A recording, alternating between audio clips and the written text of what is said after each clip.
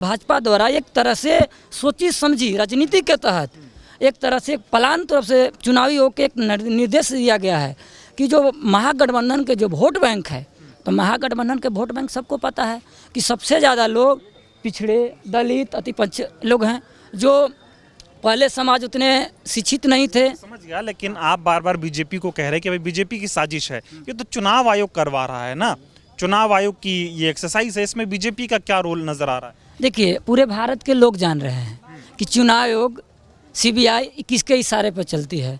नाम के संवैधानिक दायरे में बोला जा रहा है, लेकिन पूरा का पूरा कंट्रोल तो भाजपा के अधीन है। भाजपा जैसे बोले कि भाजपा बोले कि 2 महीने के बाद एग्जाम, तो 2 महीने के बाद ही चुनाव होगा। भाजपा बोले कि अभी स्थगित तो स्थगित होगी। अब मान लीजिए आप कह रहे हैं कि भाजपा का अलग है चुनाव आयोग। आप बताइए, जब नरेंद्र मोदी धार्मिक उत्तेजना वाला कुछ भावना भड़काने वाला बयान देते हैं तो उन पर रोक नहीं होती है, चुनाव आयोग रोक नहीं लगा पाता है। लेकिन यही अगर राहुल गांधी जी अगर कुछ बोल देते हैं तो उन पर चुनाव आयोग तुरंत रोक लगाने लगती है। तो इससे तो स्पष्ट होती न है कि चुनाव आयोग एक तरह से स्पष्टता नहीं है। बिहार में उन लोग आंतरिक सर्वे किए तो उन लोग आंतरिक सर्वे से भाजपा की सरकार एकदम हिल चुकी है, एकदम बुरी तरह से भाजपा इस बार हारने वाली है और महागठबंधन की सरकार बिहार में आने वाली है। तो भाजपा सोची कि किस तरह से महागठबंधन को बिहार में सरकार आने से रोका जाए। तो उन लोग को यही लगा कि अगर हम अप्रत्यक्ष रूप से करते हैं तो जनता हमारी विरोध करेगी। तो अप्रत्यक्ष रूप से एक तरह से महागठबंधन को हराने का एक तरह से कोशिश चला जा रहा है। में ये तो मुद्दा चल ही रहा है, लेकिन जिस तरह से व्यापारियों की, आम लोगों की हत्याएं हो रही हैं, 5-5 लोगों को एक परिवार के एक दिन में जो है जला दिया जा रहा है, मार दिया जा रहा है, ये सब जो चल रहा है इस पे क्या कहेंगे? बिहार में सुशासन का राज चल रहा है। देखिए, एक बात बताते हैं, भाजपा सरकार अपने लोगों को, किसको हमको परिवार को बनाना है मंत्री, किसको बनाना है यहाँ जगह देना है, अलग अलग में देने में लोग मशगूल हैं। तो अभी हम कह रहे हैं कि नीतीश कुमार के कंट्रोल में है, ये नहीं है। ये जो है नीति, हम कहेंगे कि नीतीश सरकार नहीं है, यहाँ भाजपा सरकार चला रही है।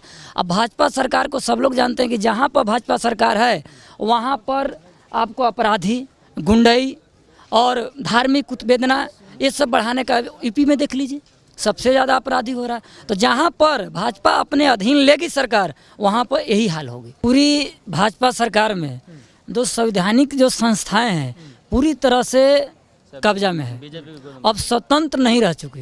लेकिन यही अगर महागठबंधन के इससे पहले मानी कांग्रेस की सरकार थी तो वहाँ पर स्वतंत्र सरकार थी। जैसे मानी चुनाव आयोग है तो अपने रूप से विवेक से ले सकती है फैसला कि हमें क्या करना है।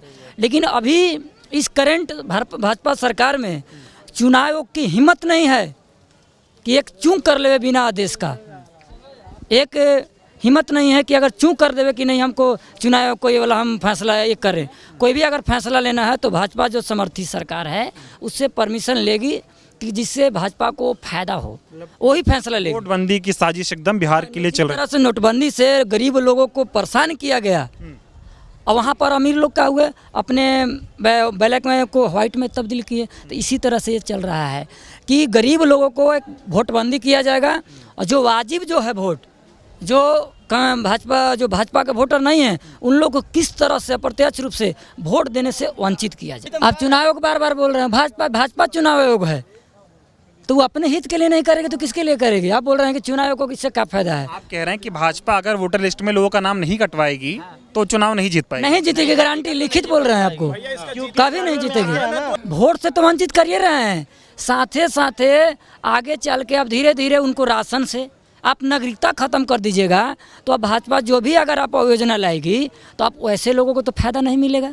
साफ कहा जाएगा कि जिसका वोटर आईडी में नाम है उसी को राशन मिलेगा, उसी को किरासन मिलेगा, उसी को किसी तरह का सरकारी फायदा मिलेगा। तो अब बताइए, वोटबंदी तो हो ही रहा है, साथे उन लोगों को रोजगार को एक तरह से छीना जा रहा है और उसको सारी योजनाएं से वंचित किया जाएगा धीरे धीरे। नागरिकता पे भी निशाना है। हाँ, नागरिकता खत्म कर दिया जाएगा। आप रह के बेकार है, आप कहीं ना आपको सरकारी नौकरी करने का जगह नहीं, कहीं आपको रोजगार करने जाइएगा तो आपको आधार कार्ड मांगा, आपको वोटर आईडी मांगा जाएगा। जिस तरह से आधार कार्ड मांगा जाता है उसी तरह से वोटर आईडी मांगा जाएगा। और आपके पास वोटर आईडी है या नहीं होगा तो आप जाइएगा, चल पाइएगा, नहीं चाहिए। तो एक तरह से नागरिकता खत्म किया जा रहा है।